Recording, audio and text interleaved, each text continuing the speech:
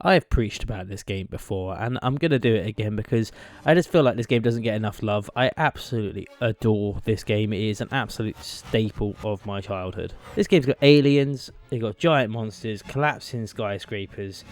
This is War of the Monsters, a criminally underrated PS2 gem that lets you live out every 1950s sci-fi fantasy in chaotic destruction and glory. If you're a fan of Godzilla or like the old monster movies or like older King Kong or just like Power Rangers, when you like seeing people in like suits, like plastic rubber suits, just getting into fights, this is the perfect game for you. This is such a fun little sort of homage to that sort of thing.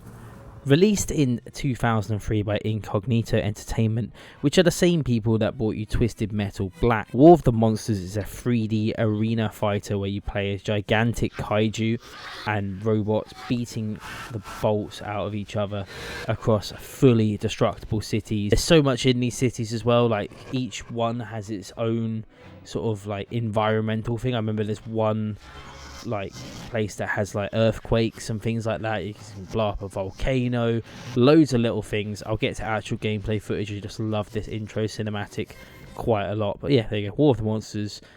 Onto the actual gameplay. Now, the setup is pure B-movie brilliance. An alien war spills onto Earth, mutating creatures with radioactive goo, and then basically they all start fighting. Now, I think there are 10 playable monsters right out the gate, plus you can unlock quite a few more, because this game does have a versus mode, and the versus mode is hilarious.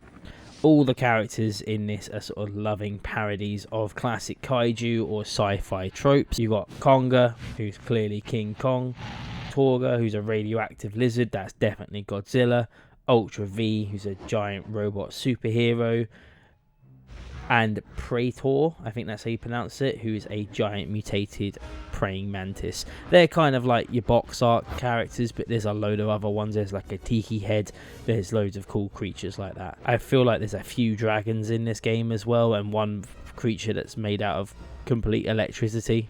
The arenas of War of the Monsters is where it actually shines, like the levels, the maps. Everything is fully 3D, completely destructible, and packed with loads of like interactive elements, from like picking up tanks, throwing helicopters, or just helicopters trying to attack you.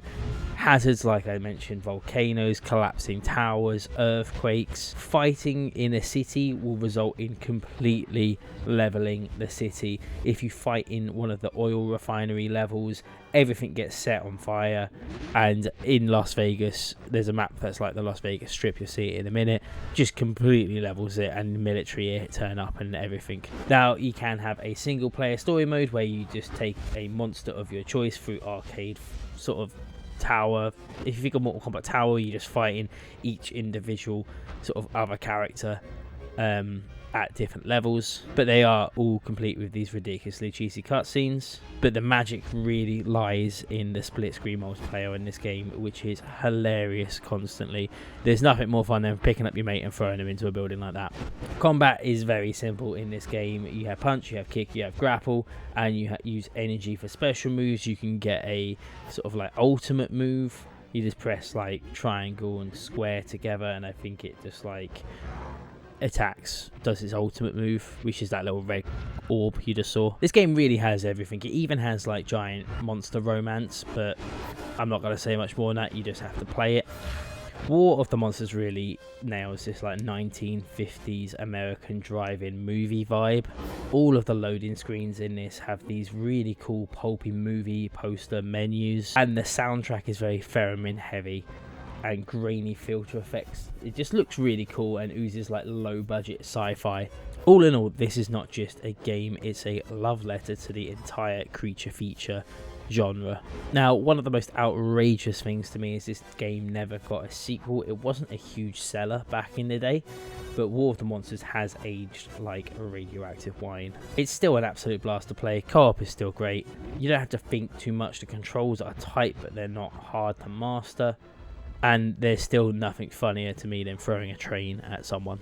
It wasn't too long ago that I actually just put the co-op in myself and played it with a few of my friends, which I thought was so fun. Like, it is genuinely hilarious to play this game. I don't really know how much more I can go into it, just saying how fun it is, but growing up for me, it was one of them games that me and my brother played a lot.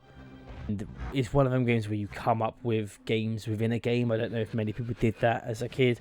I used to do it all the time with like sort of like pre-Halo 3 custom, when you just come up with like ridiculous games. And the one that I always remember used to play was who could trigger the environmental arena the quickest, like the earthquake or the volcano. Another one was when we used to play a game called Only Spikes, which is basically there's a few items in the game that they like throw like javelins, and if it hits someone, there's loads of damage, and you have to like shimmy it out of your body. So we would play a whole game where we were only able to throw spikes at each other to win the fight. I really think this is a game that needs more love. Apparently it did have a re-release on the PS4. I never picked it up because I didn't have a PS4 at the time, and I really regret that, because I'd love to see this in HD. I'd love to see like a full remake of this game, or just a sequel would be incredible. If you have a PS2, this game is fairly easy to come by. It will set you back around £25 if you go off eBay. I've never actually seen this in a CEX or any sort of game store, so you would just have to find it on eBay, or you could just emulate it. It doesn't matter, does it? You can just emulate it if you want to. Anyway, that's been me talking about another nostalgic PS2 game that I love. Thank you so much for watching. If you have enjoyed this video, please remember to like the video, subscribe to the channel, and comment below if this was a game that you remember, or a game that you played, or a game that you wanted a sequel to. I would also be really interested to know if there's any other sort of like games within a games, like unofficial games, like mini games that you played within games, if that makes any sense what I'm trying to get at. I'd love to know what other people used to do, like just like random things like in GTA when you just follow the traffic laws, stuff like that. Anyway, thank you so much for watching, and I'll hopefully see you in the next episode. I'm continuing on this month with forgotten PS2 games, or PS2 games that I just think are great. Thank you so much for watching.